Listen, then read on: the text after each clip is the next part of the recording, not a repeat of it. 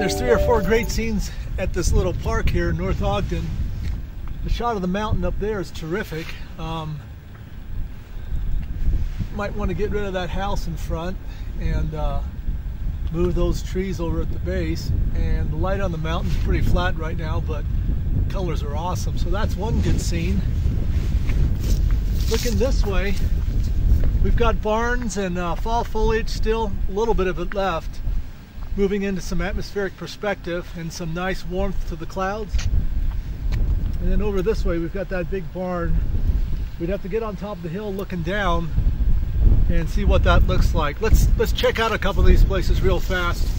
We settled on the scene back here with the house, the tree, some nice fall colors, and then we've got the field and the distant hill with the atmospheric perspective on there in the background. Sky's beautiful, some grays and yellows up there.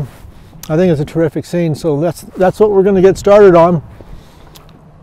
Put the tree and the house on that side, the field here, and a little bit of the sky, and that's what we're going to do. Okay, I'm going to notate the center of my canvas to get started.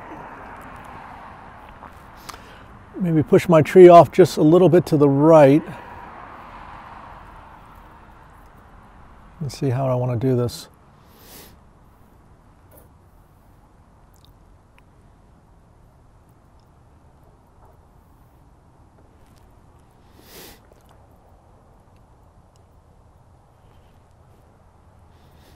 My choices are to either have the tree right of center or left of center. Let's go right of center this time, see what we got. We just don't want the canvas divided too much that way. I don't think it'll be a problem, especially if I've got the skylight coming through the back section of it. It won't feel like it's too divided in half. I spent a little time just getting the main shapes in. Figure there's my trunk. Always trying to align the trunk just either right or left of center. So that's the center line. It looks like I'm a little bit to the right today. And then it can do its thing, come up and grow out. I'm quickly drawing in my composition, loosely following what I see out there. Need to think about my building. I think I'm going to just crop the building off the right side. And the reason for that is to de-emphasize it a little bit.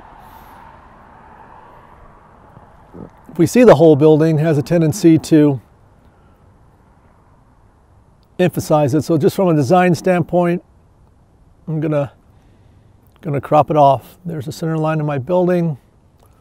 Looks like we've got a little hedge coming across the front of it. And crops the base of the tree. Back of the field. I'm comparing the back of the field with the base of the tree and the hedge. About the same height. So there it's about right. Looks like a little bit of architecture right there. You can barely see it. A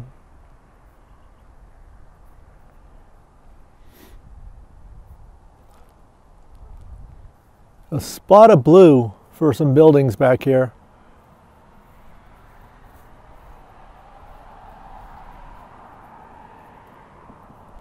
Which I think will be nice. So there's my focal point right in there. I always want to try and establish that focal point early on and know what my game plan is, as it oftentimes affects everything I do. The design,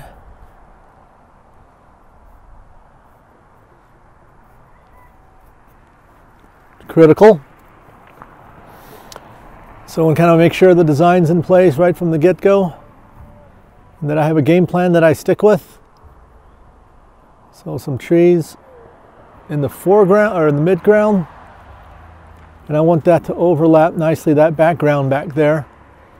Looks like it's got a little bit of transition coming through here before it hits that background, so I'm going to move that hill up just a little bit. I don't think that'll be hurting anything.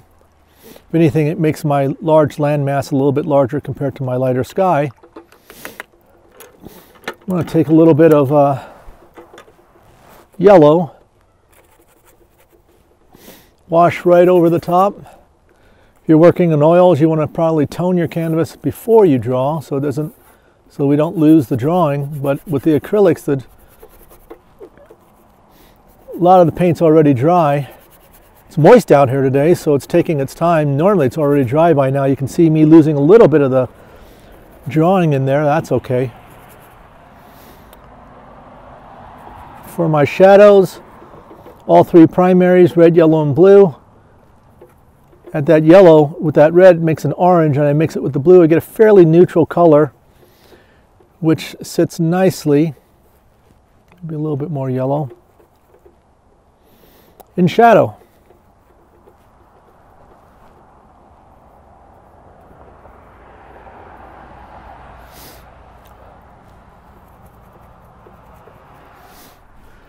Painting down around a 6 value for those tree shadows there on the left side. Fairly cool, kind of muted variations of violet. Looks like the color changes a little bit as it comes up top here. And we see the tops of the trees getting a little bit more light onto the tops of them, and so you're kind of seeing a little bit of the color, but it transitions down into some variations on violet there.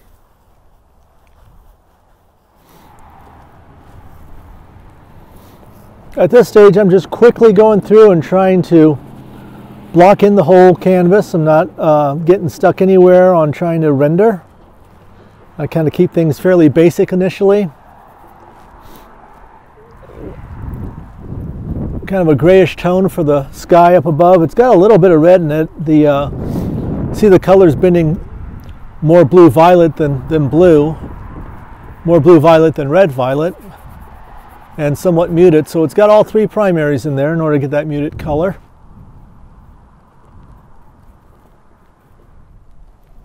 Find a nice clean area of my palette. So I want the sky to stay nice and pure in its color, especially some of these yellow, grayish yellow green, grayish yellow orange areas have quite a nice light and quite a nice saturation to them. If I get my paints too gray up in the sky, sometimes it takes more effort just to try and bring it back, if you can bring it back. I'm going to try and gauge the color and value of my distant hills against the clouds. Generally speaking, the shadow underneath on the ground plane, especially on mountains, that the clouds are casting are almost without exception darker than the underside of the clouds themselves. So I'm comparing this right now to make sure that I'm just a hair a bit darker on my ground plane shadow. I don't want to resist the urge to start making things feel too warm as they come forward. Compared to the blues out here, they look warmer, but if I look at them compared to the elements in the foreground, all of it's blue-violet back there, so I'm going to keep a fair amount of blue in this mixture for the land masses as they come forward.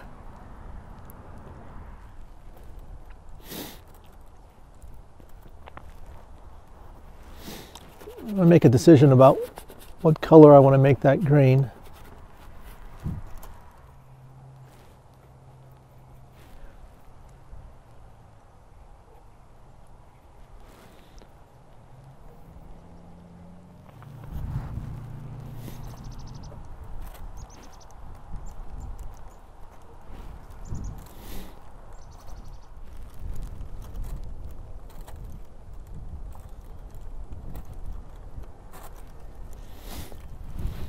Putting in a little bit of the effort into the tree here, just trying to get that value looking right. That colors and values a lot closer now than what I had initially, but I leave little bits of the dark accents or the underpainting to show through as little dark accents or crevices within the tree.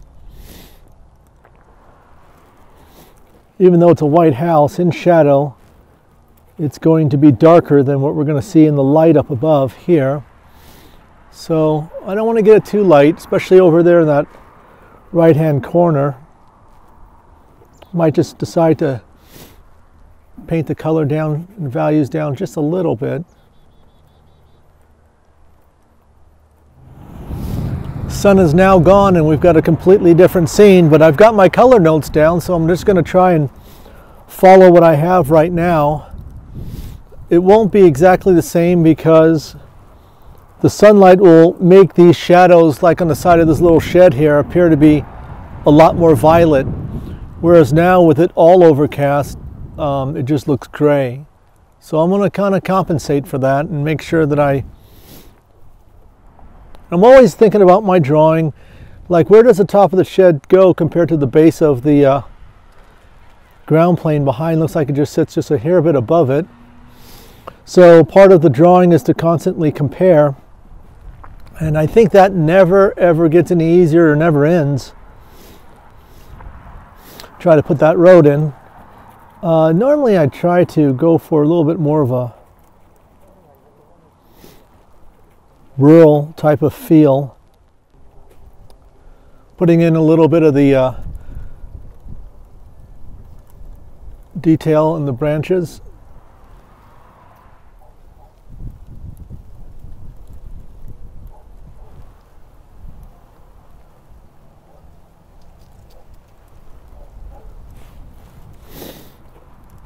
So the entire foreground, even though there's sunlight on there, there's a lot of areas where the vertical plane of the grasses are collecting some shadow, and even though there is light on those grasses, there's a lot of gray in there also.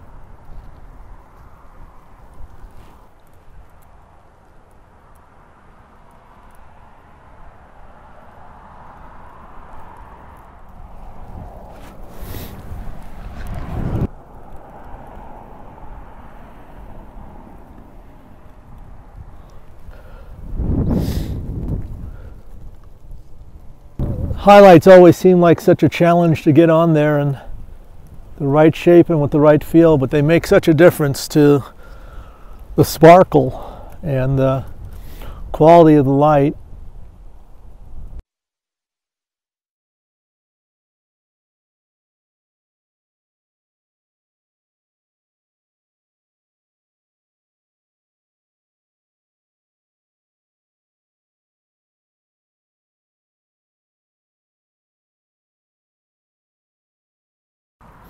So I've just been working a little bit on some of the detail that I see out there. Just as finishing touches. I think with the plein air piece, I try not to go too overboard on getting things more and more real or adding more and more detail. I mean, there's a million things out here we see, but to be somewhat selective about what we put in and what we leave out. I think it ties into the purpose of a plein air piece, the practicalities of it. We really can't put in everything we see. It's just too much out there. And does it serve a purpose, you know, aesthetically, to put everything we see in? Sometimes I think less is more. So decisions like this, where we're putting in fence posts, repeats the pattern of the trunks of the tree. We do it in the right way. It can help that way. And probably could repeat couple of those elements of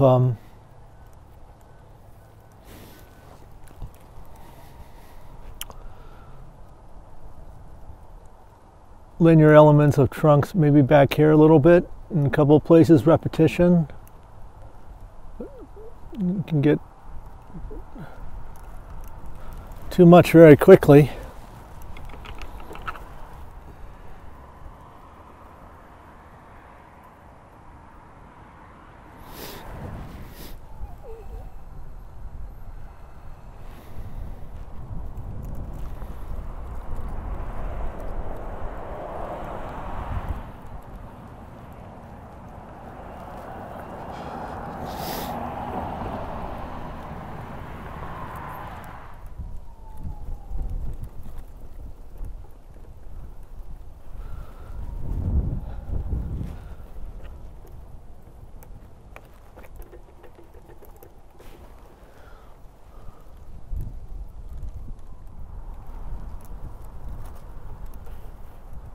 The finishing touches on a painting,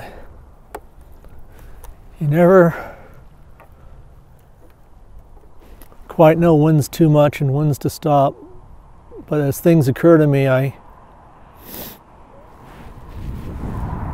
try to put them down, create variation perhaps.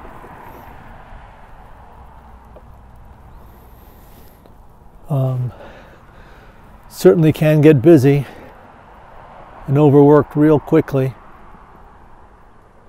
Maybe just a few finishing touches to soften a couple areas, maybe bring interest. That's about it. And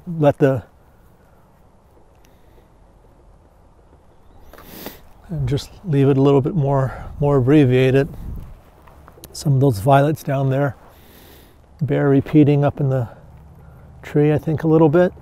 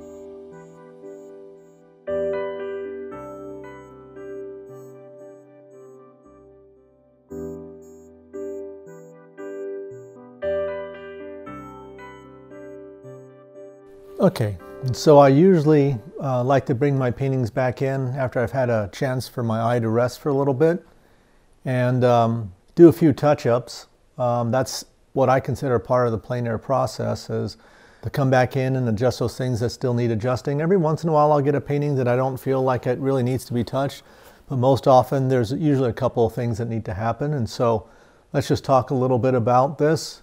The color temperature here is a little warm around these trees.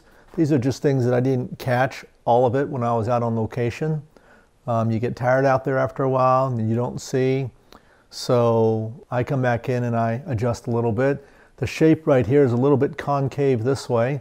It is off-centered with the more part of the tree on this side. And I actually want that for asymmetry, but I think this area of the tree needs to be redrawn.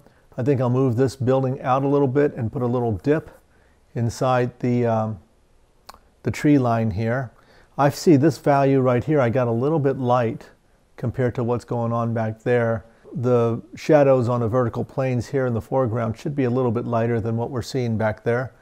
And then I might come in and darken a few of these fence posts right here. So right in here, you know, the tree comes down and I see a nice shape of shadow right through here.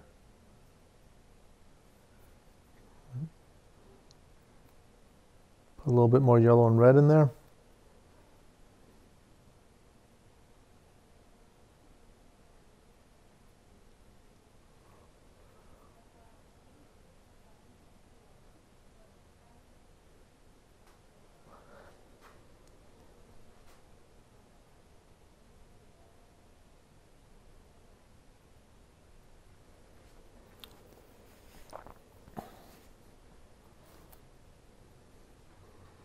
And light comes down into here and looks like this area right here gets a little bit more of a shape in light and shadow coming out this way.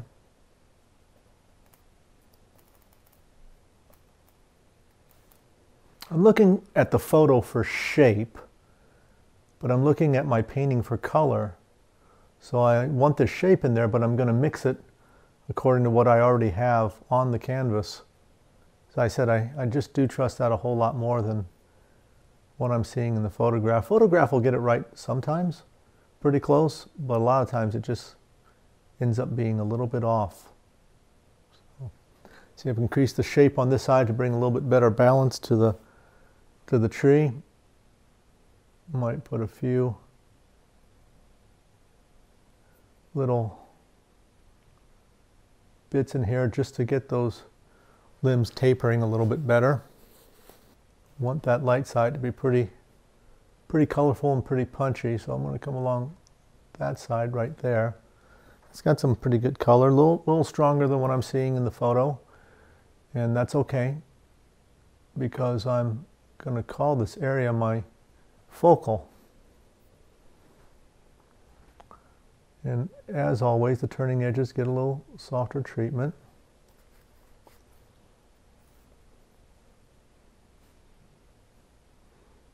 It looks like that little light passage comes right through here.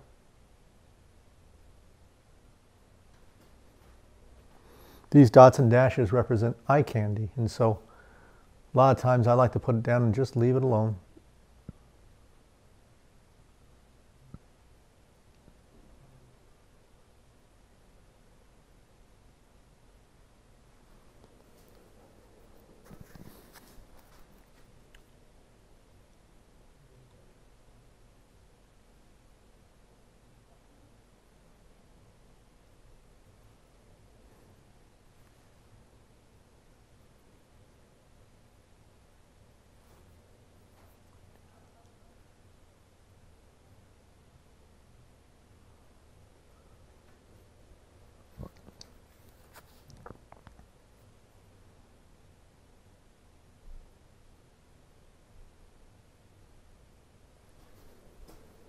So get that light on that side.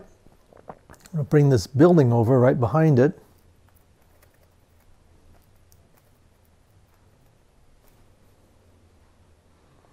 Right through here, I'm just going to try and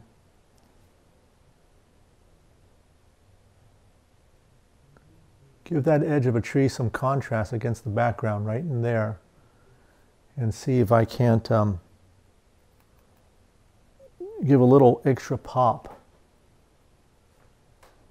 to this area, what I consider my focal area.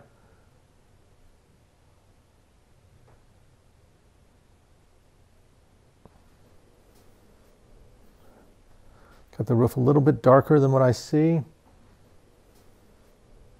but I think I'm going to leave it like this because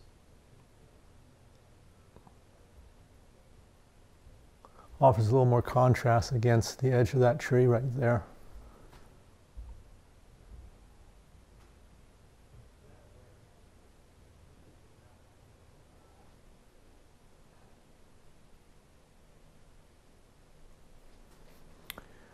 See that little bit of wet paint right there, and I put that paint right up against it, and it gives a little bit of a nice wet in the wet edge.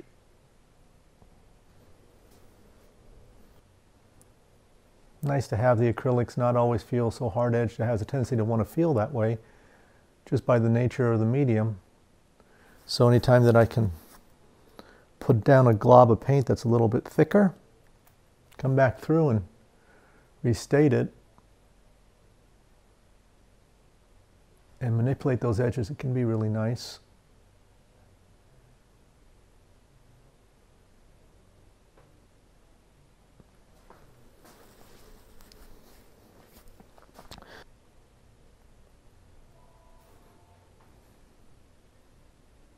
I won't go too dark now, but let's see what that looks like.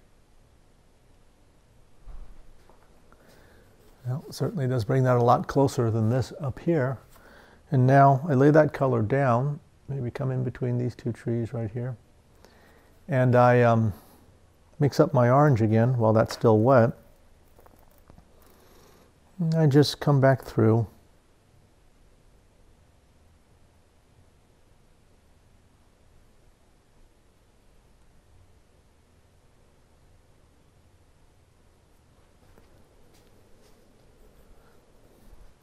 And move some of that dark and have it gradate up a little bit into these other upper sections of the tree. Go ahead and lower the ground plane back here a little bit to right about there. And that would be what we'll call our horizon line.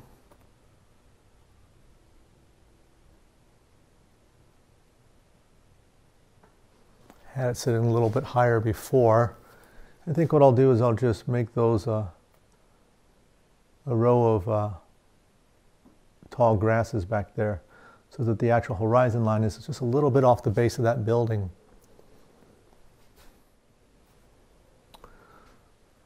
Put a little bit of light on top.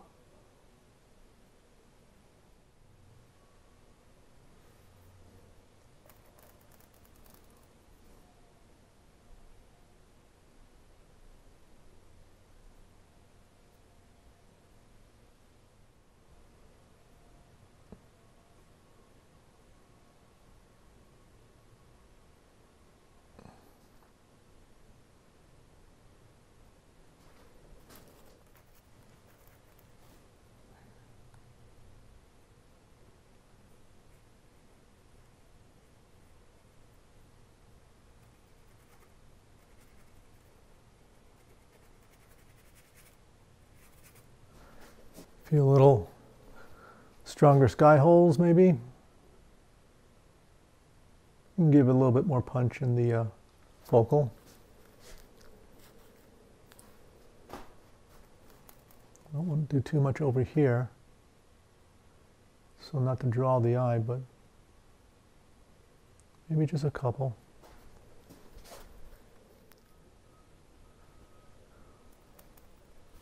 Find a little bit more variation, maybe with these two being equally dark, maybe I lose one of them a little bit.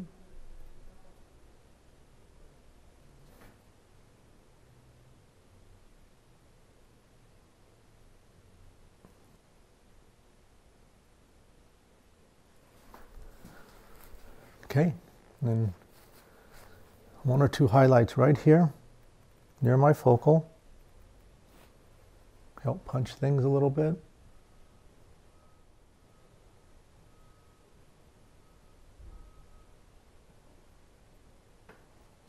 Okay, so just a few little touch-ups and finish off our painting, and that concludes our process for start to finish, plein air painting on location, and then bring it back into the studio doing a few touch-ups, and we call it done.